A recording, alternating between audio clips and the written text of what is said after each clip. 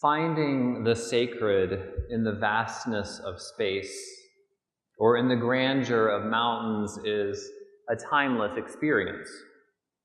Appreciating the beauty and mystery of nature was probably the first source of my sense of spirituality. I was fortunate as a kid to have parents who spent a good amount of time outdoors. My parents didn't wax poetic about seeing God in the mountains, but every year we went backpacking in the Rocky Mountains, hiking up some pretty arduous trails and eating freshly caught trout for dinner, taking shelter from the daily afternoon rainfall and witnessing a blanket of stars every night. Though I often forget it, submerging myself in the vast power of nature is still the fastest and most sincere way for me to reconnect with the sacred. There's something about the scale of mountains or oceans or deserts and the night sky that's humbling to me. In that vastness, there's a mystery, a sense of the unknown. For 40,000 years or more, our ancestors have paid close attention to the natural world. We have found something special in the unknown, in the mystery. Finding God or the sacred in the mystery is a classic human experience. That sense of awe and wonder is probably familiar to most of us in this room. It's a beautiful thing, but it can be a theological trap. I don't want to discourage your sense of awe at the mystery, but I do want to warn you of what theologians call a God of the gaps. God of the gaps is a phrase to describe the inclination to label the things that science can't explain as the work of God or God itself. To some degree, nearly every culture brings up a God of the gaps at some time. They use mythologies to describe a natural phenomenon. In our own Judeo-Christian heritage, we have a creation story that describes a great deal of how nature came to be through particular actions of God. The inclination to see God in mystery is everywhere. When we don't know why something happens, we tend to make up a pretty good story. And the last thing I want to do is diminish the beauty and the power of those mythologies or our sense of awe and wonder. But when religion and science come into the same conversation, when we have to fit into our one little brain two very different ways of knowing the world, a God of the gaps can be a problem. The problem is that the God of the gaps gets a little bit smaller every day. If you place the sacred only in the mysteries that science is not yet able to explain, then as scientific knowledge about our world grows, the mysterious space for the sacred gets smaller and smaller. There are two different solutions for maintaining a sense of the sacred as science chips away at unexplained mysteries. One is the awareness that there will always be mystery. We're human, after all, finite, with limited capacity to perceive our world and understand it. Science describes and explains a lot of our world, but there will always be more unknown. It's kind of like life. Sometimes it seems like the more we learn about the world, the more we find out how little we actually know. Each discovery is a gateway into a realm of new mysteries. One way of maintaining a sense of awe while science seems to whittle away at the unknown is to remember we will always be learning and wondering about the world. The other option for maintaining our sense of the sacred, even while science explains our world, is to maintain a sense of respect and appreciation for the world, even when we do understand how it works. Because even when we understand how it works, we didn't create it. Even when we understand how it works, we didn't create it. In fact, we probably couldn't even have imagined a system so perfectly balanced, so delicate, and yet resilient. You've probably heard the phrase, "Truth is stranger than fiction." I looked it up this week. Apparently, it's Mark Twain from 1897. He said, "Truth is stranger than fiction. It's because fiction is obliged to stick to the possibilities. Truth isn't." Now, that phrase often comes up to talk about comparing fiction with nonfiction literature, or to talk about the absurdity of some of the news stories that we hear that seem unbelievable. Today, though, I want to invite you to apply that phrase in a more theological way. Apply it to our lives and our planet. Truth is stranger than fiction. Who could have made this story up? And who would believe it? Out of nothing, out of an unimaginably huge explosion, all of this emerged.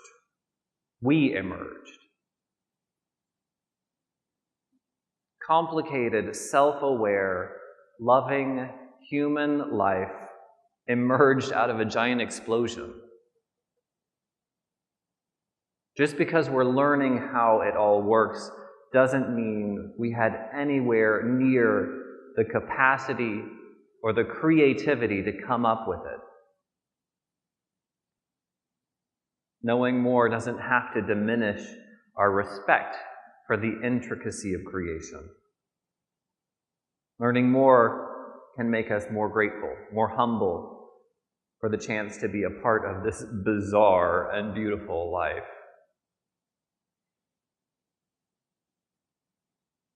More and more, I've tried to anchor my faith in little goodnesses, little glimmers of hope that emerge from time to time. Instead of fixating on some great and powerful God, I find myself much more interested in finding hope and peace in little things. There's a Unitarian theologian named Jerome Stone that writes about this kind of faith as a minimalist vision of transcendence. It's a terrible name for something that most of us have experienced. To describe this faith, Jerome Stone tells the story of finding comfort when he needed it most.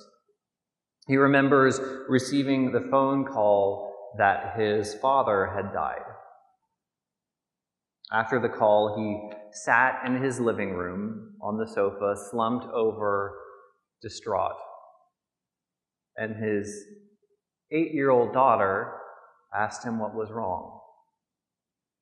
When he told her, she immediately threw her arms around him in a gesture of comfort. Her hug, he explains, was an unexpected and freely given gift of love. The gift wasn't the work of God directing a play. It wasn't a meaningless event either. Jerome Stone understands his daughter's hug as a piece of grace a piece of the transcendent that seems to have emerged unexpectedly. He talks about a minimalist faith because he wants to say that the sacred doesn't have to be huge, it can be quite small and occasional. It seems that so much of religion is obsessed with how powerful and pervasive God is. You know, like all of the omnis, the omnipotent, omniscient, omnipresent, transcending of space and time. These days, that kind of claim is a little more than most of us can swallow. Jerome Stone approaches faith from the exact opposite way, though. Instead of the grandiose claims, he takes a minimalist approach. The goal isn't to prove how giant God can be, but to notice the little things. In fact, he removes the word God from the equation altogether sometimes. Instead, he talks about the transcendent, the extra goodness that seems to come from beyond the present situation. And those things that seem to emerge spontaneously in our lives, if we pay attention to them, can be foundation for a lot of hope.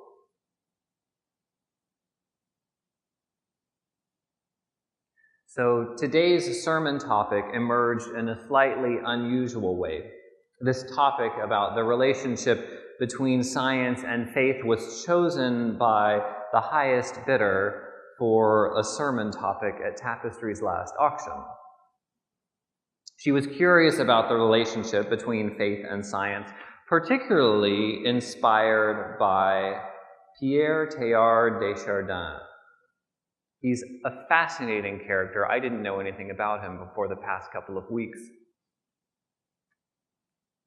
Pierre Teilhard de Chardin was a French philosopher, Jesuit priest, geologist, and paleontologist. He was highly involved in the discovery of the Peking man. That was, back in the day, one of sort of those missing link archaeological finds.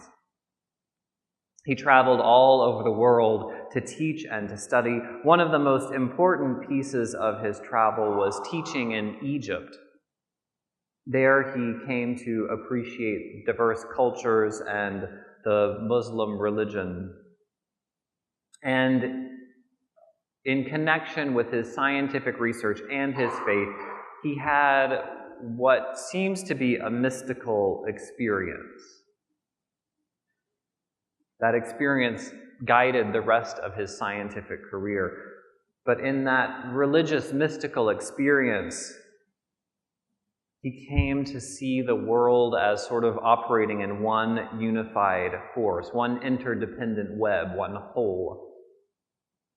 For him, though, a key part of that wholeness was evolution.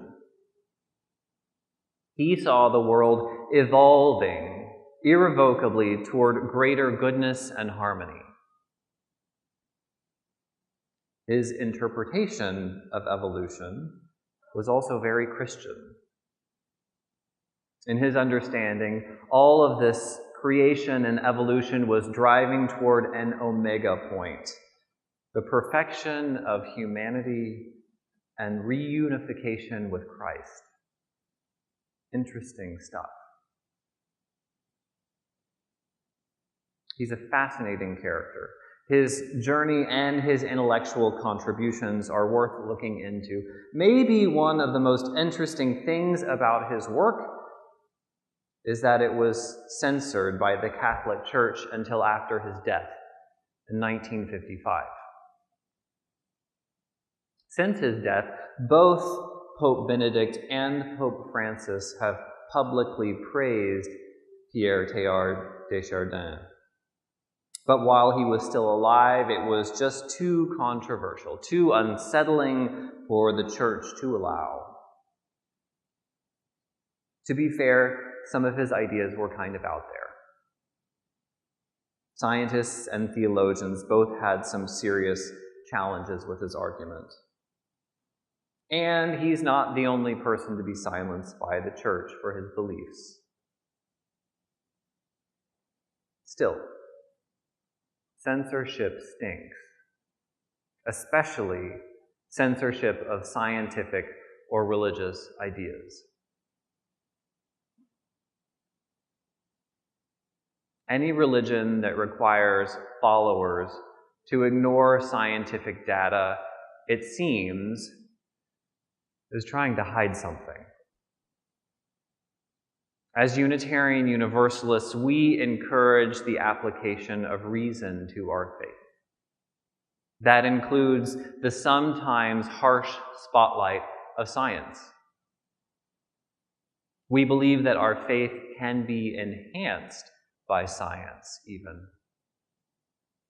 And we also believe that science can be enhanced by compassion, empathy, humility, and respect. Our faith can be enhanced by science, and science can be enhanced by faith. I don't necessarily mean faith in a particular God or religion, but I do mean a sense of humility and respect, a sense of our human role in the big, beautiful creation that we get to be a part of. Instead of seeing science and religion as oppositional forces, I think it's more productive to see them as collaborators.